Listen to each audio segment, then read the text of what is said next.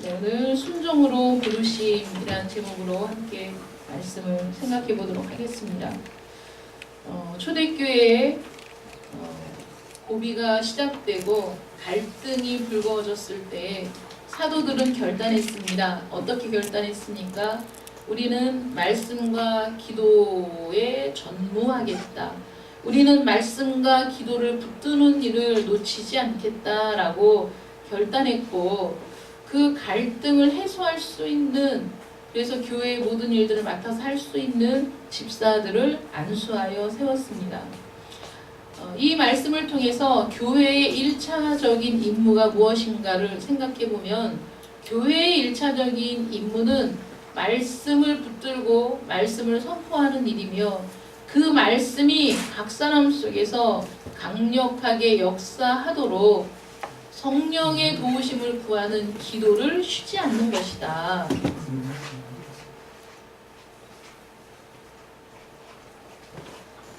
받아들이겠다고 했는데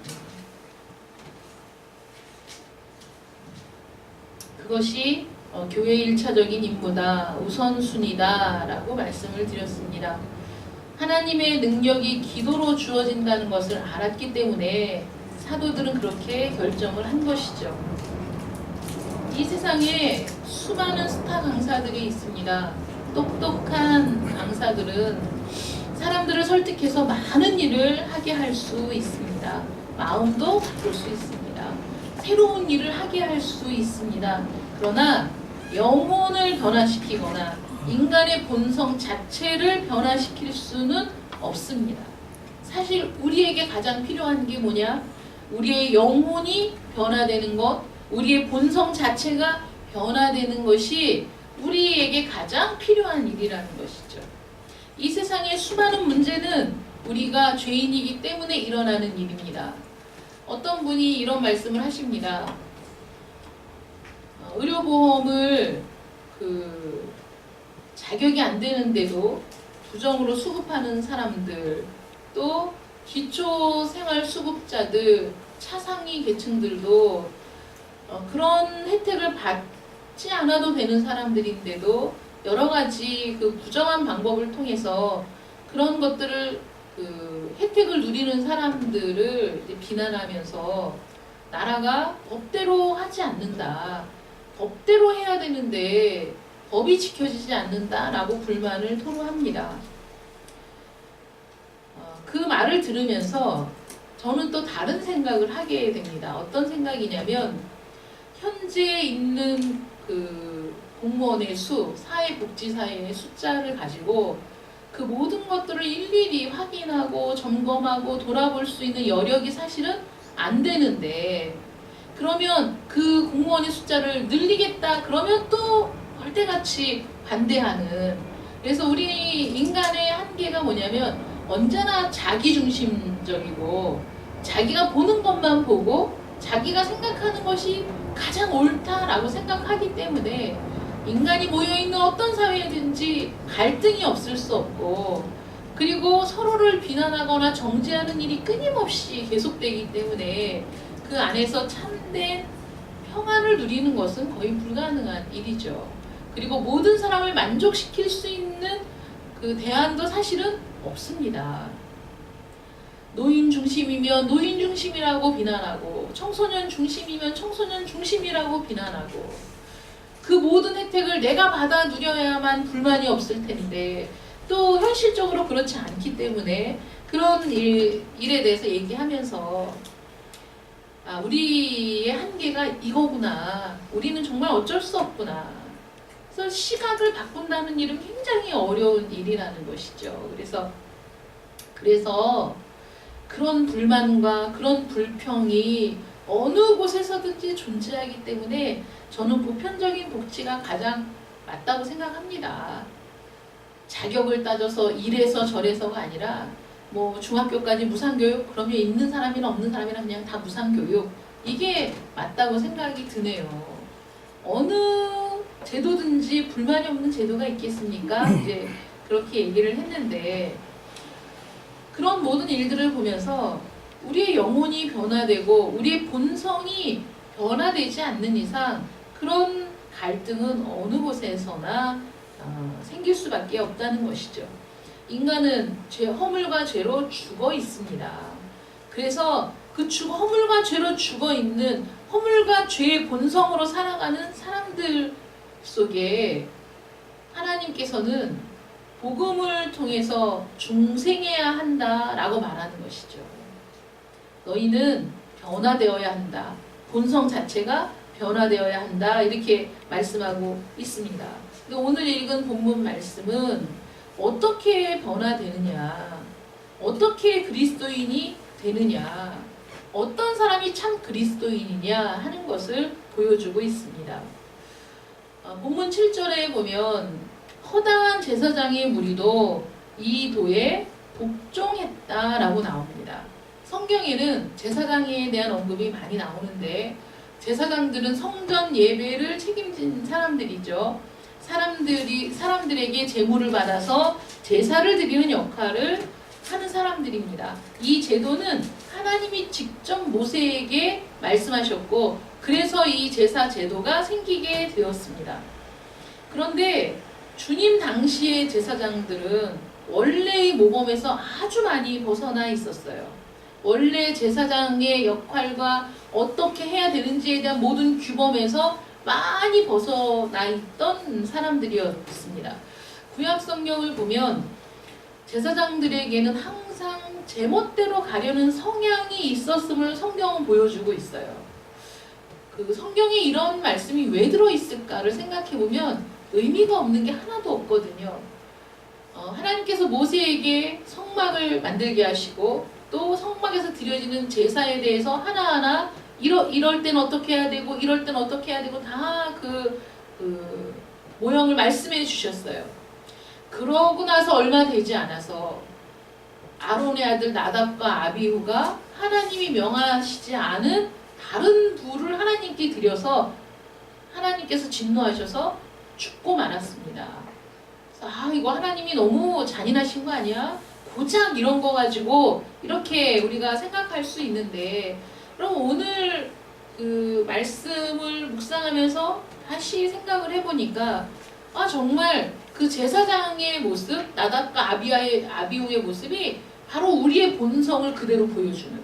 그러니까 하나님께 예배를 드리는 자, 하나님을 섬기는 자들로 따로 구별된 사람들조차도 그 말씀을 받은 지 얼마 되지 않아서 제사장으로 따로 구별된 지 얼마 되지 않아서 그들은 하나님의 명령에 순종하기보다는 자기들의 그 본성대로 자기들의 생각대로 제멋대로 여러분 제멋대로 하는 게 죄거든요. 제멋대로 하려는 성향이 이미 그들 안에 있었다는 것이죠. 그래서 정말 따끈따끈한 명령을 받았는데도 불구하고 그들은 다른 길로 행했어요.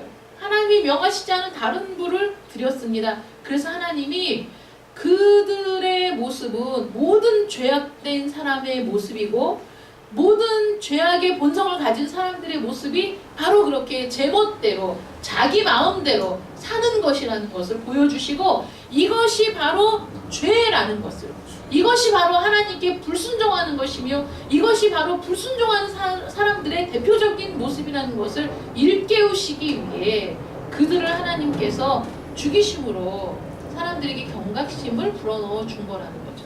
일반인이 아닙니다. 제사장들이. 구약 성경에 보면 제사장들이 첩을 만들고 제사장들이 자기가 제사를 드리며 섬겨야 할 자리를 이탈하고 그런 모습들이 간간히 나오거든요.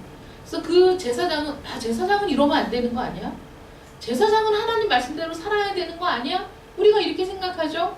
지금 뭐 마찬가지 아니겠어요? 세상 사람들이 그리스도인은 이렇게 살아야 되는 거 아니야?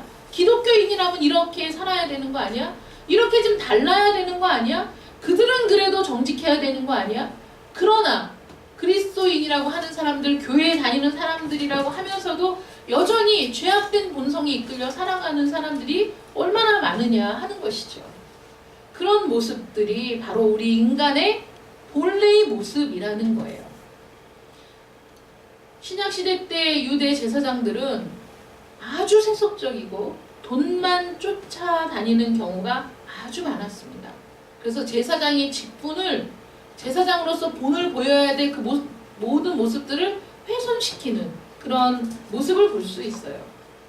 주님을 가장 격렬하고 날카롭게 반대하는 무리 중에 그들이 있었고, 그들은 주님을 미워했고 바리새인을 비롯한 모든 종교 지도자들과 함께 예수를 죽일 음모를 꾸민 사람들입니다. 그런데 오늘 본문을 보니까 놀라운 소식이 나타나 있어요. 허다한 제사장의 무리, 허다한, 굉장히 많은 수라는 거죠. 굉장히 많은 제사장의 무리가 이 도에 복종하게 되었다, 이렇게 기록하고 있습니다. 자, 이 도에 복종한다 라는 말의 의미에 대해서 우리가 생각해 보겠습니다. 그리스도인이 된다는 것은 어떤 거냐? 거듭나라, 위로부터 나라, 성령으로 나라 라는 부르심을 받는 거예요. 그렇게 살면 안 돼. 그 길은 망하는 길이야. 그 길은 소망이 없는 길이야. 내 음성을 듣고 문을 열어. 내 음성을 듣고 거듭나야 한다. 위로부터 다시 출생해야 된다. 성령으로 나야 된다. 라는 부르심을 받는 것이죠. 그래서 새로운 존재가 되는 것, 그게 그리스도인이라는 거예요. 교회에 나온다고 그리스도인이 아닙니다. 그런즉 누구든지 그리스도 안에 있으면 새로운 피조물이라. 새로운 피조물. 이전 것은 지나갔으니 보라 새 것이 되었도다. 새 거라는 거예요. 수리해서 보완한 게 아닙니다. 수선해서 기워서 그래서 입을 만하게 된 옷이 아니에요. 새 옷, 새로운 피조물, 새 것. 정신과 사고, 존재 자체가 완전히 영향을 받아서 변화된 상태, 이게 그리스도인이라는 겁니다. 그리스도는 모든 믿는 자에게 의를 이루기 위해 율법의 마침이 되셨음을 깨달았기 때문에 성전의 모든 의례와 의식을 포기할 수 있었어요. 여러분, 제사장들이 그리스도인이 된다는 것은 이전에 자신들이 해왔던 모든 것을 버린다는 걸 의미하는 거예요. 이전에 해왔던 모든 일을 행하면서 그리스도인이 될 수는 없다는 것을 깨달았기 때문이죠. 왜냐하면 우리 주님께서는 율법의 마침이 되셨어요. 율법의 완성이 되셨어요. 그래서 그 전에 그림자였던 것들은 다 폐기되는 것이 마땅하다는 것이죠. 그래서 모든 의식법들이 폐기되는 거예요. 근데 여러분, 평생을 몇 대 수천 년을 걸쳐서 해왔던 모든 의식들을 하루아침에 이전 것은 지나갔으니 보라 새 것이 되었도다, 이게 가능한 일입니까? 우리 인간의 사고로는 불가능한 일이죠.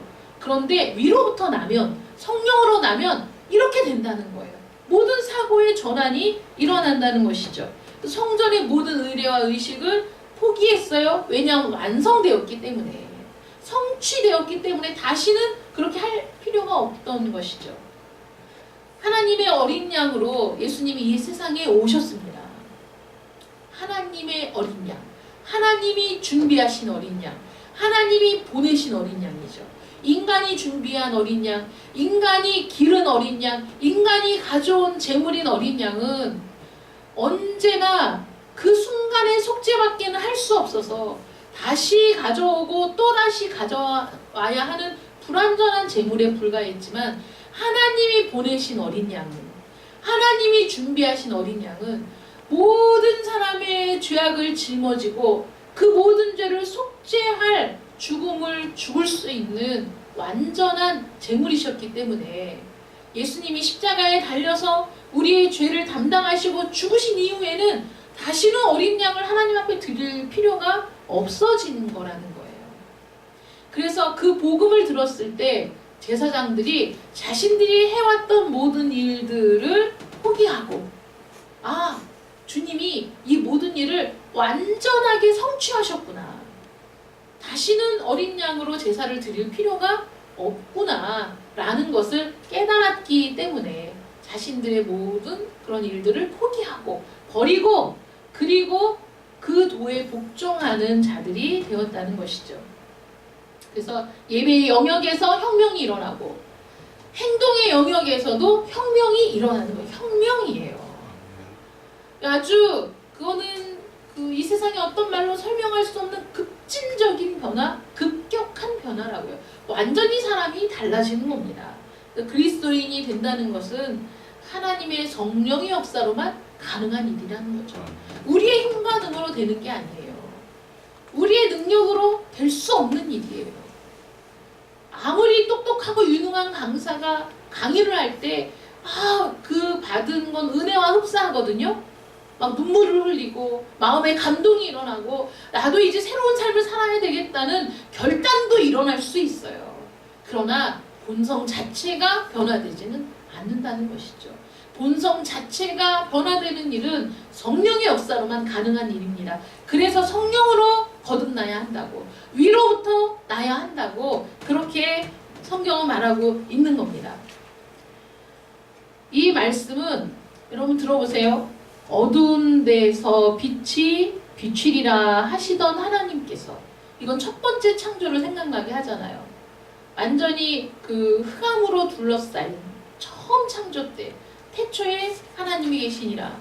그 하나님이 말씀하셨을 때 빛이 있으라 하니 빛이 있었고 라는 그 상황을 생각해 보세요. 완전한 흑암, 완전한 어둠의 상태에 하나님이 빛이 있으라 하니까 빛이 비쳤다는 거예요. 얼마나 놀라운 일입니까? 그건 첫 번째 창조거든요. 그런데 그렇게 말씀하셨던 하나님께서 예수 그리스도의 얼굴에 있는 하나님의 영광을 아는 빛을 우리의 마음에 비추셨대요.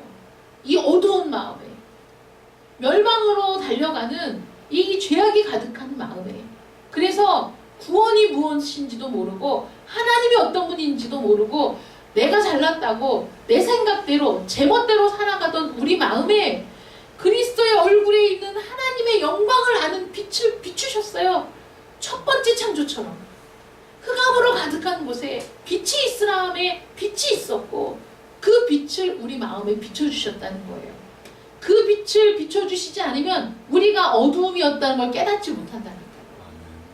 우리가 죄악으로 가득한 본성으로 살아가는 자들이라는 걸 전혀 인식하지 못한다는 거예요. 그래서 우리 안에 새로운 창조가 시작되는 거예요.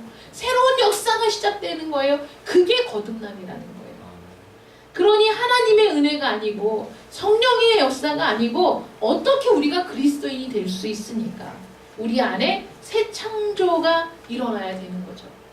다소의 사울을 보십시오. 사울이 다메섹 도상에서 그 빛을 만났잖아요. 그 마음에 빛이 비추어졌어요. 의도한 게 아니에요. 원했던 게 아니에요. 아무것도 몰랐습니다. 자기는 하나님을 위해 특심을 가지고 그리스도인들을 핍박하고 가두고 죽이기 위해 분노가 가득해서 달려가던 길이었습니다. 그 마음에, 그 눈에 하나님이 빛을 비추어 주셨을 때 그는 완전히 달라졌잖아요. 그리스도인들을 죽이러 가던 발걸음이 이방을 향하여 복음을 전하는 발길로 바꾸어졌고, 자기가 이때까지 알고 있던 모든 지식을 배설물로 여기고 복음이야말로 자기가 이때까지 공부했고 이때까지 고생했던 그 모든 지식보다도 월등한 소식이라는 것을 인정하고 그 도에 굴복하게 되었습니다. 새로운 방향, 새로운 감각, 새로운 생각, 새로운 헌신, 완전히 새로운 사람이 되는 것이죠. 이런 존재의 새로움은 어떻게 표출이 됩니까? 그리스도인이 되었을 때 사람들은 어떻게 달라지는 겁니까? 어떤 삶을 살게 되는 겁니까? 도대체 어떻게 그 삶이 드러나야 그리스도인이라고 우리가 말할 수 있겠습니까? 오늘 본문에 보면 허다한 제사장의 무리도 이 도에 복종하니라. 복종이라는 말에 우리가 주의를 기울여야 됩니다. 단순한 삶의 변화가 그리스도인이 되었다는 증거가 되지 않아요. 여러분, 스타 강사들을 통해서도 사람이 변화된다니까요. 재테크는 이렇게 해야 됩니다. 돈은 이렇게 모아야 됩니다. 그 말을 듣고 변화되어 열심히 저축하고 돈을 모으는 사람이 있습니다. 여러분, 마음을 비우고 이렇게 살아야 됩니다. 그렇게 살기로 결단하는 사람들이 있을 수 있어요. 그러한 삶의 변화가 그리스도인이 되었다는 증거는 되지 않는다는 것이죠. 교회에 다니면서 마음의 평안을 얻었어요. 그것만으로 그리스도인이라고 단정할 수 없다는 겁니다. 그리스도인이 겪는 변화의 경험은 이 도에 복종하는 것, 순종하는 것으로 나타나는 거예요. 이 도에 복종하느냐, 이 도에 순종하느냐, 이것이 그리스도인이냐 아니냐를 가늠하는 잣대가 된다는 것이죠. 이 도에 복종한다라는 건 무슨 뜻입니까? 복종, 순종의 의미는 뭡니까? 성경은 믿음과 순종을 같은 선상에 두고 사용하고 있어요. 믿음이 뭐야? 순종하는 거야. 순종이 뭐야? 믿음이야. 믿음이 아니면 순종할 수 없고 순종하는 자들에게는 믿음이 있다는 것이죠. 너희가 본래 죄의 종이더니 너희에게 전하여 준 바 교훈의 본을 마음으로 순종하여, 마음으로 순종하다, 마음으로 믿어 의에 이른다. 다 같은 말이죠. 순종한다. 그것이 그리스도인이라는 거예요. 복음을 듣는 것으로 충분하지 않습니다. 그저 교회에 나와 앉아서 좋은 말씀 들었는데 이걸로 충분하지 않다는 거예요. 복음을 우선은 들어야죠. 머리가 이해하고 반응해야 됩니다. 그런데 머리로 이해하고 반응하는 건 마음에 영향을 주는 거죠. 그래서 이 마음이 감동을 받고 은혜를 받고 그리고 의지를 움직이는 거예요. 여러분, 마음 먹기 따라 달렸다라는 말은 마음이 의지를 만들어내는 그런 저장소, 그런 공간이기 때문이죠. 마음이 없이는 우리의 의지는 발동하지 않아요. 그래서 우리의 머리와 우리의 마음과 의지, 전인격적인 반응과 변화가 일어나야 된다는 겁니다. 그래서 그리스도인은 전인격적으로 메시지에 반응하는 사람들이죠. 그 반응이 뭐냐? 순종으로 나타난다는 거예요. 순종. 왜 순종해야 됩니까? 왜 믿음과 순종을 같은 선상에 두고 얘기하는 거죠? 왜 순종을 강조하는 겁니까? 왜냐하면 죄의 본질이 하나님께 불순종하는 것이기 때문입니다. 우리는 알든 모르든 인식을 했든 인식하지 못했든 언제나 하나님께 불순종하고 살았어요. 언제나 하나님께 반역하며 살았습니다. 불순종했던 우리가 순종으로 바뀌는 것, 그게 그리스도인이 된다는 거예요. 이때까지 본성에 충실하게 살아왔는데 그 본성을 거슬러 살기로 작정하는 겁니다. 내 본성을 거슬러 순종하기로 결단하는 겁니다. 그게 바로 그리스도인이라는 거예요. 그래서 순종이라는 말을 사용하는 것이죠. 하나님은 인간이 하나님이 하나님의 형상대로 창조하신 그 존재로서 그에 합당한 역할을 하며 살 수 있도록 순종을 요구하고 계시다는 거예요. 순종은 복음을 믿는 일이 포함되는 것이죠. 복음을 믿는다, 이게 순종하는 거예요. 복음을 받아들인다, 이게 복종하는 겁니다. 그러므로 복음을 받아들인다, 복음을 믿는다, 순종 같은 의미라는 것이죠. 순종에는 더 이상 복음의 메시지에 저항하지 않는 것을 뜻하죠. 마음을 여는 거예요. 복음에. 이렇게 복음의 마음을 열고 우리가 전인격적으로 그 복음에 반응하게 되었을 때 나타나는 현상이 뭐냐면 회개하는 거예요. 여러분, 회개가 내 죄를 깨닫고 눈물을 흘리는 것, 그거를 우리가 회개라고 생각하는데 그것보다 좀 더 폭넓게 우리가 회개를 생각해야 돼요. 어떤 거냐면 내 본성대로 살다가 돌이키는 것, 그게 회개입니다. 내 마음대로 살다가 그리스도의 도에 복종하는 것, 그게 회개인 거예요. 내가 내 인생을 막 살아가다가 호련히 빛이 비추어졌어요. 담의 세계에 있는 사울에게 하나님의 빛이 비추어져서 그가 돌이켜 바울로 살아간 것처럼 우리도 내 마음대로 살던 흑암 속에 살아가던 우리에게 어느 날 그리스도를 아는 빛을 우리 마음에 비춰주셔서 그래서 그리스도를 만나고 돌이키게 된 것, 그게 바로 회개라는 거예요. 기꺼이 잘못했다고 고백하는 일이 정말 싫은 일입니다. 여러분, 자기 잘못을 인정하는 게 얼마나 어려운 일인지 아세요? 내가 잘못했다고 말하는 게 얼마나 힘든 일인지 압니까? 내가 마음으로 잘못했다고 생각해도 입으로 고백하는 일은 너무 고통스러운 일이에요. 우린 정말 그렇게 교만한 존재죠. 그런데 하나님 앞에서 내가 기꺼이 잘못 살아왔다는 것을, 기꺼이 내가 지금까지 불순종했다는 것을 고백하고 그 잘못에 대한 용서를 구하는 것, 이건 정말 필요한 일이라는 거예요. 마음을 바꿔서 내 잘못을 인정하는 거예요. 고백하는 겁니다. 여러분, 그게 진정한 사과죠? 진정한 사과가 뭡니까? 정말 내가 마음으로 그렇게 느끼고 내가 정말 참담한 마음으로 그렇게 내가 잘못했음을 고백할 때 그 용서는, 그렇게 구하는 용서는 용서를 해줄 사람의 마음을 움직이는 거예요. 그래서 용서가 어려운 게 왜 그런지 아세요? 우리는 누구나 용서하고 싶지 않은 마음을 갖고 살아요. 보복하고 싶은 마음이 항상 먼저 들어요. 그런데 그 사람이 진실되게 용서를 구할 때 우리 마음이 움직여지는 거예요. 정말 그렇지 않은데도 용서한다는 건 불가능에 가까운 일이죠. 참된 그 사과가 마음을 움직이듯이 우리가 하나님 앞에 정말 내 인생 잘못 살아왔음을 고백하고 용서를 구할 때 하나님이 우리를 기꺼이 받으시고 용서해 주신다는 겁니다. 그리고 우리가 주의 이름을 부르는 거죠. 여러분, 바리새인들이 왜 예수님을 미워했는지 아세요? 바리새인들이 왜 이를 갈며 예수님을 죽이려고 모의했는지 아세요? 예수님이 말씀을 전할 때 그들이 마음의 가책을 느꼈기 때문이에요. 마음이 불편한 거예요. 그런데 그게 너무 싫어. 예수님이 말씀하실 때 양심의 가책을 느끼고 예수님이 말씀하실 때 자신이 죄인임을 깨닫게 되는 그 자체가 너무 싫은 거예요. 왜 싫은지 아세요? 자신들이 잘 살아왔다고 생각했거든요. 그리고 자기들은 가늠하지 않았거든. 도둑질하지 않았거든. 자기들은 어디 가서 강도짓하지 않았거든요. 성경이 그 많은 일을 하지 않고 살기 위해 평생을 그들은 애쓰고 24시간 그 생각을 하고 사는 사람들이거든요. 그러므로 자기들은 의롭다고 생각했어요.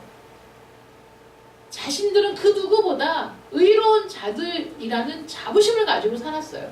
그런데 예수님이 말씀하실 때마다 마음이 괴로운 거야. 꺼리껴지고 불편한 거예요. 자신들의 의가 아무것도 아니라는 생각이 들 때마다 그들은 돌이켜 회개하는 것이 아니라 이를 가른 거예요.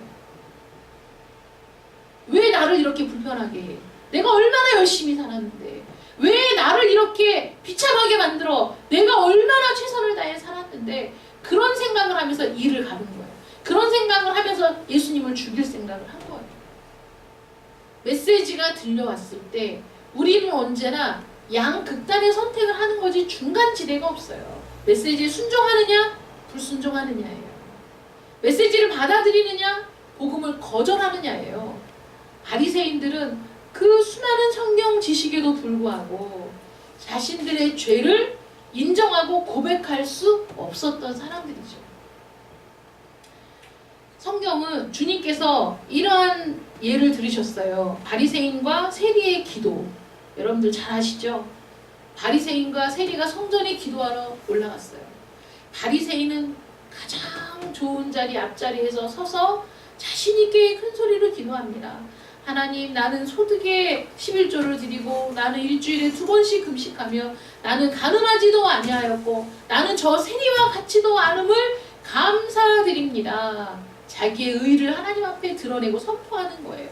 하나님, 내가 얼마나 잘 살았는지 아시죠? 나는 이렇게 살았습니다. 나는 이렇게 했습니다. 나는 이렇게 존경받을 자입니다. 나는 떳떳합니다. 나는 의롭습니다. 라고 하나님 앞에 기도하는 겁니다. 기도가 아니에요. 하나님 앞에 의롭다고 자기 자신을 선포할 수 있는 사람이 있습니까? 분명히 성경은 의인은 없나니 하나도 없다. 하나님을 아는 자가 있나? 지각이 있는 자가 하나님이 살펴보신 적 하나도 없다고 하나님 말씀하셨거든요. 그런데 바리새인은 자신의 의에 취해서 하나님 앞에 그렇게 기도한 거예요. 그러니 주님께서 아니다, 너는 죄인이야 라고 말씀하실 때 극렬하게 반응하며 분노하며 예수님을 혐오하며 예수님을 죽여야 할 자로 생각하게 된 거죠. 반대로 세리는 어떻게 기도합니까?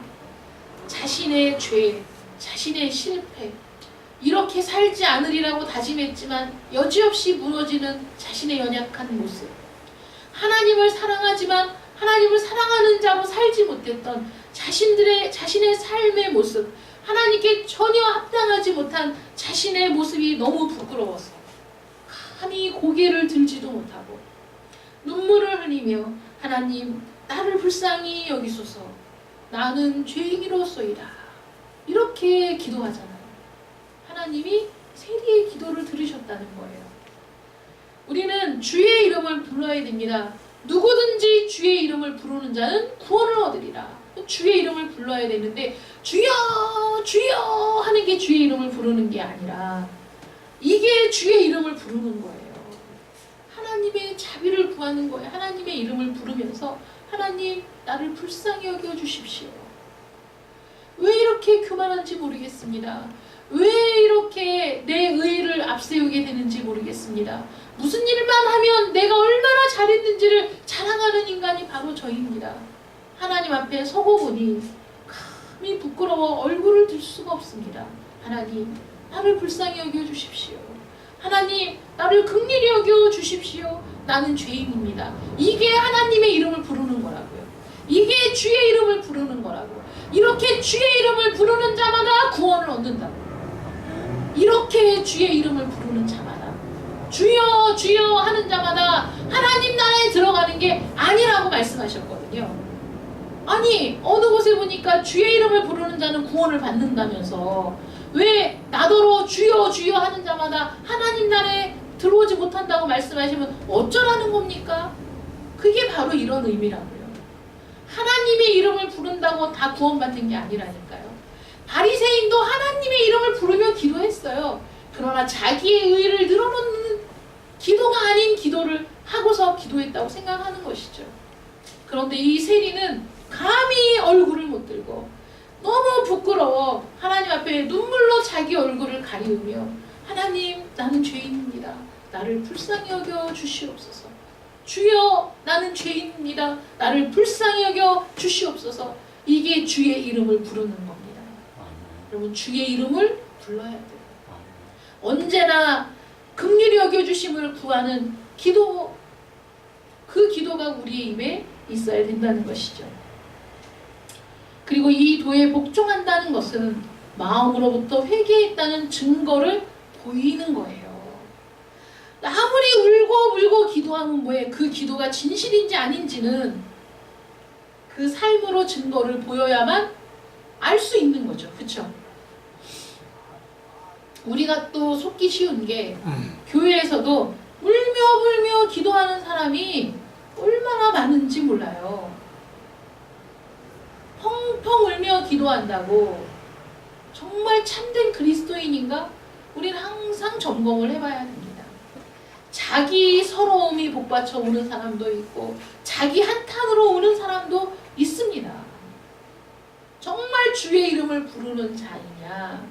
정말 주의 이름을 부르며 하나님이 긍휼히 여겨 주시기를 간절히 구한 사람은 그래서 자신의 모든 잘못된 삶을 주께 고백하며 하나님이 이러한 그 죄인임에도 불구하고 하나님이 나를 붙드셔서 하나님의 의를 하나님의 그 선한 모습을 드러낼 수 있는 그런 사람으로 살게 해달라는 간구를 드린 사람은 그렇게 기도를 드린 이후에 이 세상을 떠나는 거예요. 아니 죽으라는 말이 아니라 이 세상의 우상과 거짓 종교를 떠나는 거예요. 죄를 떠나는 거예요. 죄의 자리에서 벗어나서 살아계시고 참되신 하나님을 의지하는 것, 이것이 우리의 삶으로 나타나야 되는 겁니다. 이게 회개하고 순종하는 사람의 모습이죠. 허다한 제사장의 무리가 이 도에 복종했다는 게 무엇을 의미하는 것이지? 회개하는 것이죠. 그 도를 마음으로, 머리로, 내 의지로 온전히 그 메시지를 받아들이고 그리고 회개하고 주의 이름을 부르며 이제는 모든 죄에서 떠나는 겁니다. 제사를 고집하는 게 아니라 이제는 주님이 율법의 마침이 되셨다는 사실을 알고 그 모든 일에서 떠나는 거예요. 포기하는 거예요. 새롭게 주님을 나의 주인으로 모시고 사랑하기로 결정하는 게 복종하는 겁니다. 그게 참된 복종이라는 것이죠. 새로운 존재, 인격적으로 완전히 변화된 사람, 이 도에 복종함과 동시에 이 세상을 떠나서, 죄악된 세상을 떠나서 교회에 연합한 자임을 깨닫는 사람, 이 사람이 이 도에 복종한 사람이라는 겁니다. 수많은 사람들, 허다한 제사장의 무리가 이 도에 복종했습니다. 성경은 지금 도저히 이 도에 복종할 수 없는 자들, 예수님을 십자가에 못 박게 꾸민 자들, 그들을 주님을 극렬하게 미워했던 그들이 이 도를 듣고 그 메시지를 받아들이고 회개하고 주의 이름을 부르며 그 도에 복종하는 자들이 되었다라고 기록하고 있습니다. 여러분들은 회개했습니까? 여러분들은 자신의 죄를 인정하고 고백했습니까? 주 예수 그리스도를 믿고 있습니까? 믿음으로 주의 이름을 부르고 있습니까? 믿음으로 주의 긍휼히 여기심을 간구하고 있습니까? 이 복음이 여러분들의 삶을 온전히 지배하고 있습니까? 여러분들은 이 도에 온전히 복종하고 있습니까? 주님께서 오늘 여러분들을 부르신 이유는 이 도에 복종하게 하기 위함인 것입니다. 그리스도인은, 참된 그리스도인은 내가 누구를 믿는지 아는 사람이에요. 내가 무엇을 믿고 있는지 아는 사람입니다. 여러분들은 그리스도인이십니까? 여러분 자신을 돌아보십시오. 회색 지대는 없습니다. 중간 지대도 없습니다. 메시지가 선포되었을 때 메시지를 내 온 인격으로 받아들이느냐, 거절하느냐, 두 가지의 길입니다. 이 도에 복종하느냐, 이 도를 멸시하고 미워하느냐. 어느 곳에든지 복음이 선포됐을 때 나타난 현상입니다. 여러분들을 부르셨어요. 위로부터 나라고, 하늘로부터 나라고, 성령으로 거듭나라고 여러분들을 부르셨습니다. 여러분들에게 은혜를 주시길 원하십니다. 선포된 말씀이 여러분들의 마음을 움직이고 기꺼이 그리스도의 도에, 복음의 도에 순종하기로 결단하는 여러분들 되시기를 축원합니다. 기도하겠습니다. 사랑의 하나님, 감사합니다. 우리가 어떻게 살아왔습니까? 내 인생이 볼만합니까? 내 인생이 의롭습니까? 내 인생이 다른 사람들 앞에 완전히 떳떳합니까? 하나님의 말씀을 듣고 보니 나와 같은 죄인이 없습니다. 하나님 앞에 완전한 자가 없습니다. 모든 사람이 하나님 앞에 죄를 지어 죄인입니다. 하나님께 불순종하며 살아왔습니다. 하나님의 말씀에 귀를 기울이지 않았습니다. 오늘 우리를 부르신 하나님 앞에서 하나님의 말씀이 우리를 죄인이라고 정죄할 때, 맞습니다. 하나님, 나는 죄인입니다. 나는 하나님 앞에 설 수 없는 자입니다. 나는 하나님의 구원에 합당하지 않은 자입니다. 고백하며 회개하는 저희들이 되게 하여 주시옵소서. 아멘. 그리고 마음으로 주의 이름을 부르며 주의 은혜를 구하며 붙드는 자들이 되기를 간절히 원합니다. 입으로만 주여 주여 하는 것이 아니라 마음을 다해 주의 은혜를 붙들기 원하는, 주의 긍휼을 간구하는 자들이 되기를 원합니다. 그리고 그 도에 온전히 복종하여 하나님께서 우리를 창조하신 선하신 목적대로 살아가는 자들이 되기를 간절히 원합니다. 아멘. 하나님, 우리가 온전한 그리스도인이 될 수 있도록, 그리스도의 도에 온전히 복종하는 자들이 될 수 있도록 성령으로 충만하게 하여 주시옵소서. 아멘. 말씀을 깨닫는 은혜를 허락하여 주시옵소서. 전인격적으로 온전히 새로운 존재가 될 수 있도록 하나님 은혜를 부어 주시옵소서. 아멘. 성령으로 거듭나고 위로부터 태어나서 완전히 하나님의 자녀로 살아갈 수 있도록 은혜를 베풀어 주시옵소서. 아멘. 예수님의 이름으로 기도드립니다. 아멘. 아멘.